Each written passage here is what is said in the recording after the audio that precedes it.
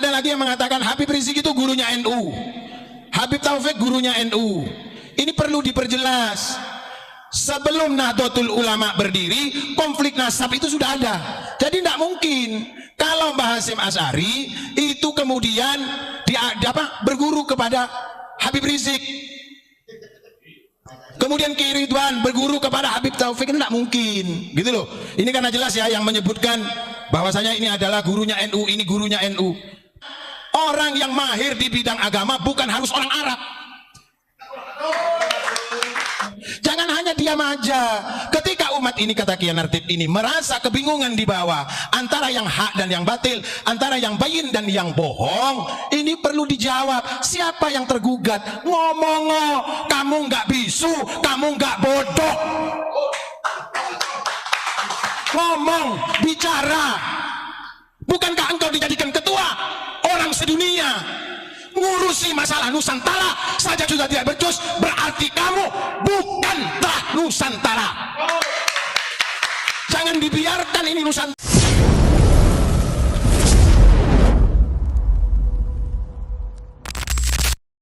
Betapa dahsyatnya pada saat itu globalisasi yang dibawa oleh VOC. Kemudian dibentuklah Nahdlatul Wathon. Ketika Nahdlatul Wathon itu dibentuk, baru Mbah Hasyim Asy'ari dipanggil oleh Mbah Kahar. Ini Mbah Kahar juga seorang donatur, pemilik dana yang disumbangkan untuk mendirikan Nahdlatul Ulama. Nah, Mbah Hasyim Asy'ari, kapan Mbah Hasyim Asy'ari ini mulai dikenal di seantero Serikat Dagang Ampel maupun Serikat Dagang Islam yang dibawa oleh para ulama-ulama di Surabaya? Ketika beliau diminta oleh Mbah Kahar untuk menjadi guru besar di madrasah Nahdlatul Wathon. Kemudian ada di NU Online bahwasanya katanya Mbah Hasyim Asy'ari itu meminta restu kepada Habib Hasyim. Kan begitu. Itu di NU Online. Di situs yang 90% ini adalah itu menyuarakan dari PBNU, kan begitu. Corongnya lah gitu kan. Tapi kita harus paham. Saya yakin. Kenapa? Sebelum 1 abad Nahdlatul Ulama kemarin, itu Gus Yahya Stakuf itu sudah kita undang. Kita undang untuk datang ke Ampel, kita pertemukan dengan beberapa keturunan dari pendiri-pendiri Nahdlatul Ulama. Sehingga kita berikan pemahaman bahwasanya Gus Dur sendiri belajar NU itu belajar kepada Kiai Umar Burhan.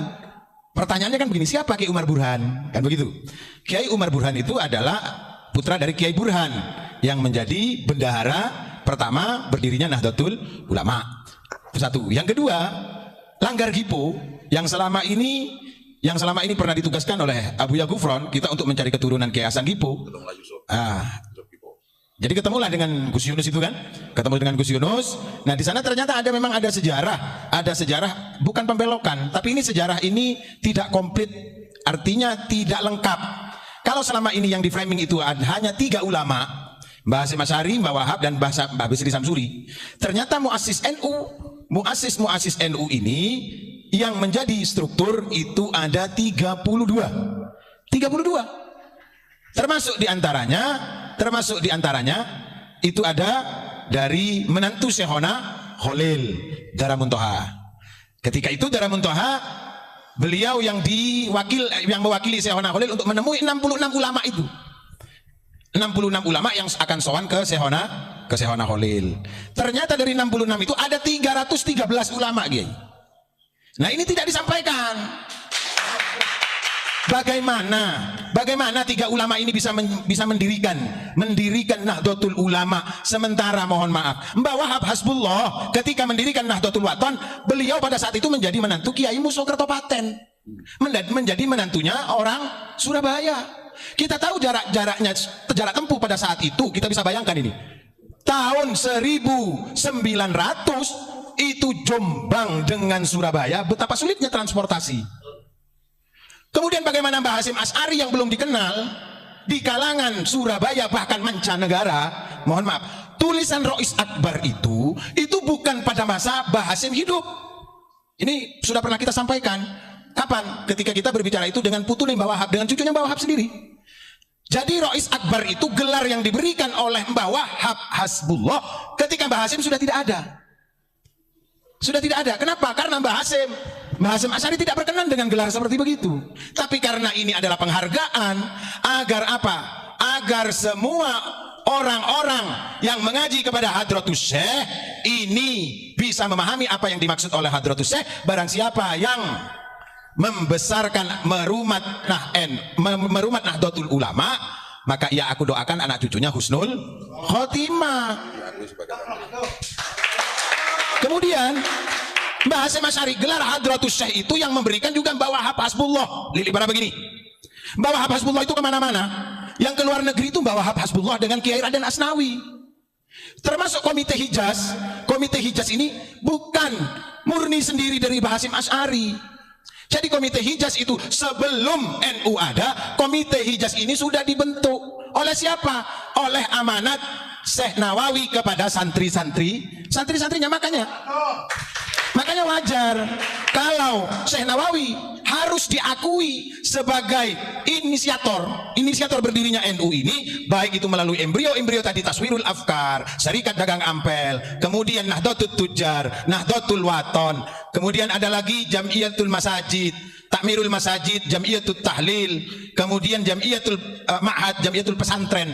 Ini adalah embrio-embrio yang didirikan oleh keluarga besar Ampel. Maka daripada itu ada seseorang yang menulis bahwasanya yang memusuhi saya di tanah Jawa itu adalah keturunannya dari Syekh Ali Akbar. Syekh Ali Akbar itu siapa? Cucunya dari Mbah Ampel. Keturunannya mereka mayoritas yang menjadi pendiri Nahdlatul Ulama. Ini tidak disampaikan oleh siapa? Enggak tahu memang PBNU. Apa karena memang PBNU tidak tahu, atau tidak tahu menahu, atau memang tidak mau tahu? Loh, ini pernah disampaikan oleh siapa? Oleh Gus.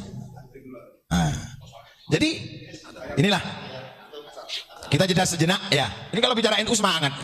Kemudian menjelang 1 abad Nahdlatul Ulama di Sidoarjo kemarin itu, dari PBNU mengutus salah satu anggota Ansor yang bernama Jonathan untuk datang ke Langgar Gipo mengklarifikasi pernyataan teman-teman Langgar Gipo, karena teman-teman Langgar Gipo ini kan gabungan dari masing-masing duriyah para pendiri Nahdlatul Ulama.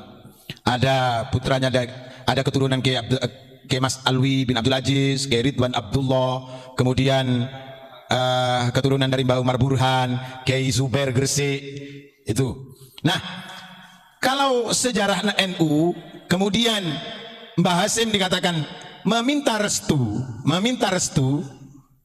kepada Habib Hasyim. Ini kita nalar bahwasanya embrio Nahdlatul Ulama Mbah Hasyim tidak ikut mendirikan.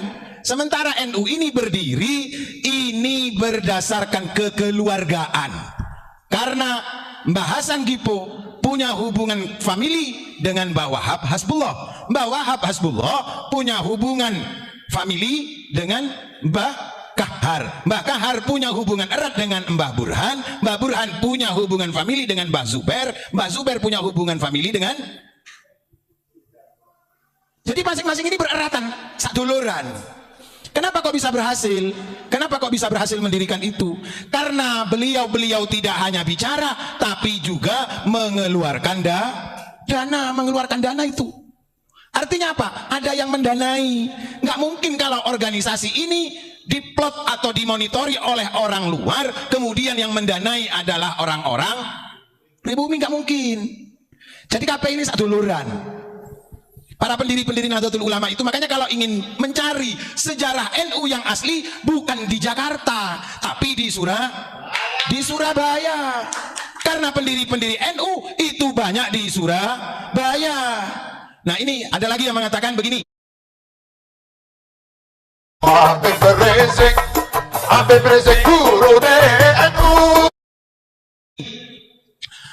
Ada lagi yang mengatakan Habib Rizik itu gurunya NU.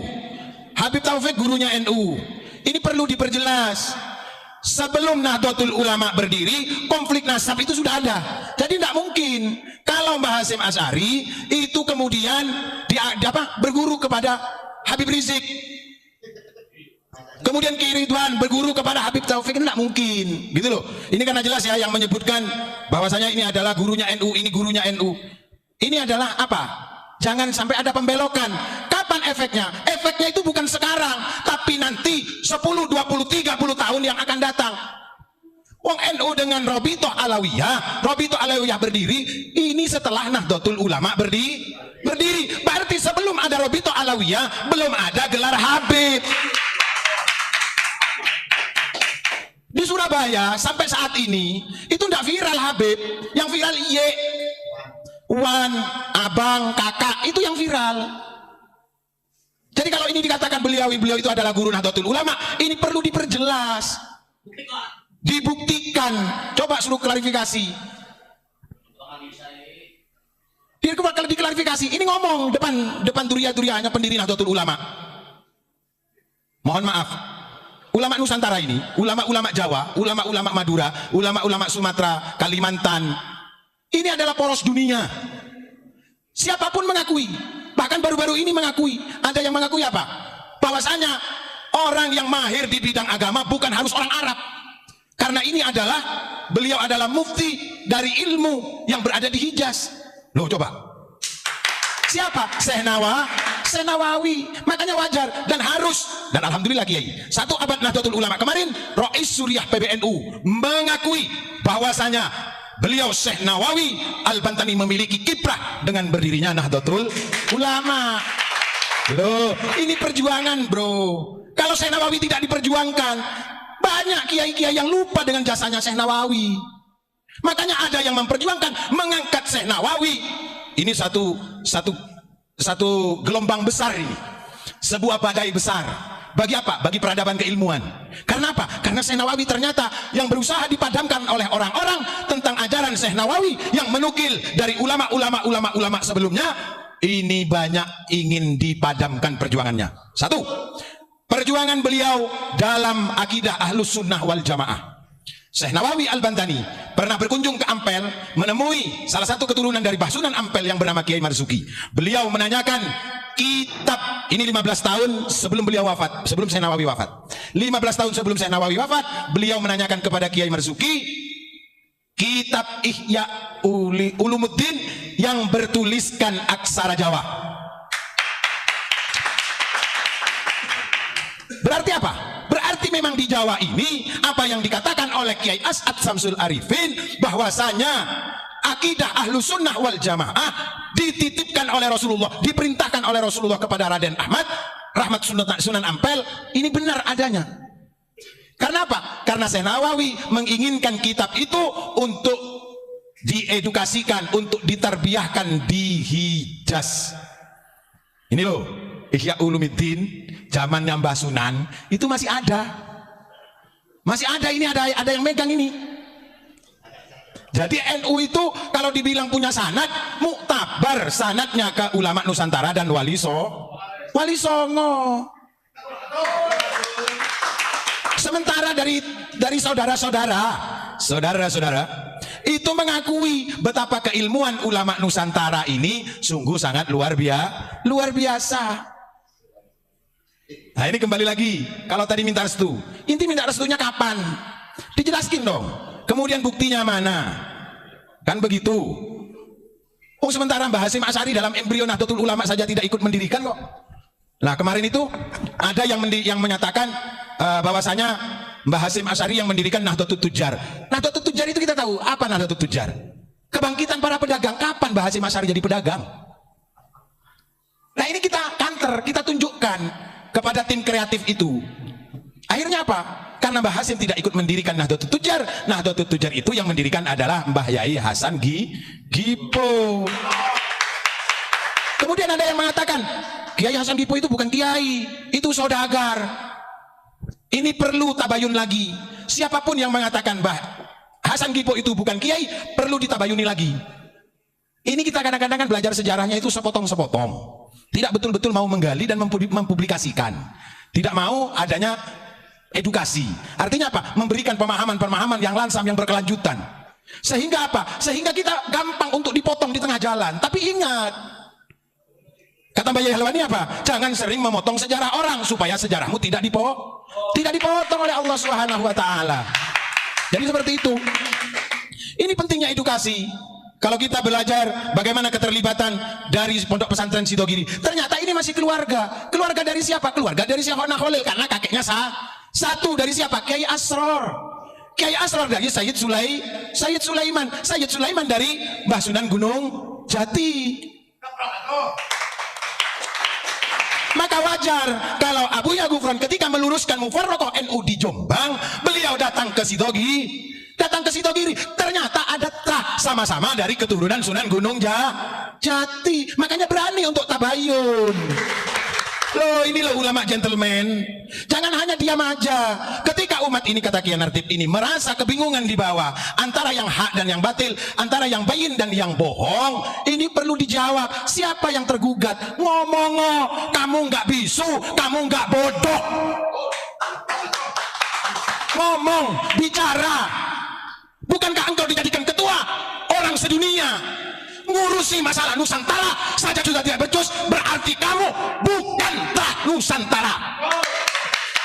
Jangan dibiarkan ini Nusantara.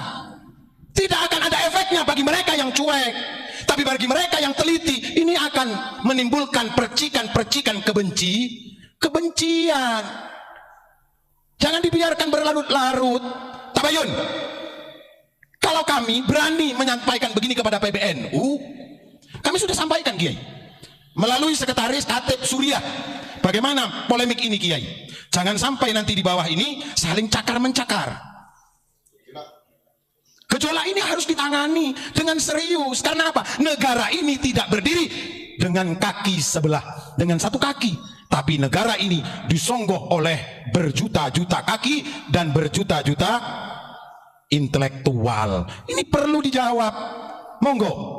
Supaya apa? Supaya tidak menjadi kembang api kebencian. Kalau kita menjelaskan apa yang ada di dalam kitab ini, apa yang di dalam kitab itu, kita dianggap menyerang. Ngapain lu beli kitab? Ngapain kitab itu ditulis? Udah bakal aja kitab-kitab itu. Berarti Indonesia sudah tidak butuh kitab, tidak butuh ilmu. Ulama Indonesia sudah tidak mau berpegang teguh kepada ulama. Lah yo, jika setiap apa yang disampaikan secara ilmiah dari berbagai khasanah keilmuan para ulama ini dianggap kebencian. Jadi tidak ada untuk faktor menyerang. Kita menyampaikan tentang PBNU, tentang Mbah Hasyim Asy'ari, ini mohon maaf, tidak ada sama sekali tendensi. Justru ini menyelamatkan nama beliau, jangan dicangkok-cangkokkan. Karena apa? Mohon maaf, Mbah Hasyim Asy'ari itu diberikan gelar Rois Akbar begitu saja ketika masih ada, nggak mau kok. Kan begitu. Karena ini saking takziman wa takriman untuk menghargai jasa keilmuan beliau, maka Mbah Wahab Hasbullah memberikan gelar Rois Akbar, tentunya juga dengan persetujuan para pengurus PBNU. Begitu kira-kira yang bisa kami sampaikan. Wallahu a'lam. Alhamdulillahirrabbilalamin. Akhirnya kita sudah bersama-sama menyaksikan, menyimak dan juga mendengarkan sebuah penjelasan yang sangat luar biasa yang disampaikan langsung oleh Gus Ali Yusuf, yang mana beliau meluruskan sejarah berdirinya NU, dan beliau menyampaikan beberapa sejarah, beberapa cerita mengenai yang sebenarnya pendiri NU itu seperti apa. Apakah versi seperti yang disampaikan Gus Ali, apakah versi yang disampaikan oleh para Ba'alawi. Dan kalau kita mendengarkannya dari awal sampai akhir tentang penjelasan dari Gus Ali Yusuf, insya Allah kita akan mendapatkan dan memahami apa yang dimaksud beliau. Dan saya harap jangan hanya kita mendengarkan penjelasan dari Gus Ali, tetapi kita harus menjelaskan, harus mendengarkan maksudnya dari penjelasan yang dituduhkan oleh Gus Ali, yaitu Ba'alawi. Karena di dalam videonya beliau mengkritik atau mengomentari terhadap Ba'alawi. Di antaranya adalah gurunya NU adalah Habib Rizik, gurunya NU adalah Habib Taufik dan sebagainya.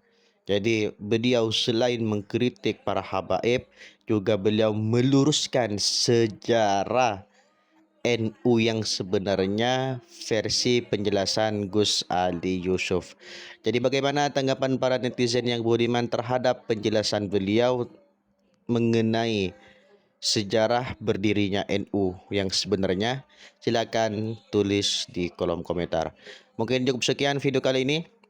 Mohon maaf apabila banyak sekali kekurangan dan kekhilafan, dan akhirnya wassalamualaikum warahmatullahi wabarakatuh.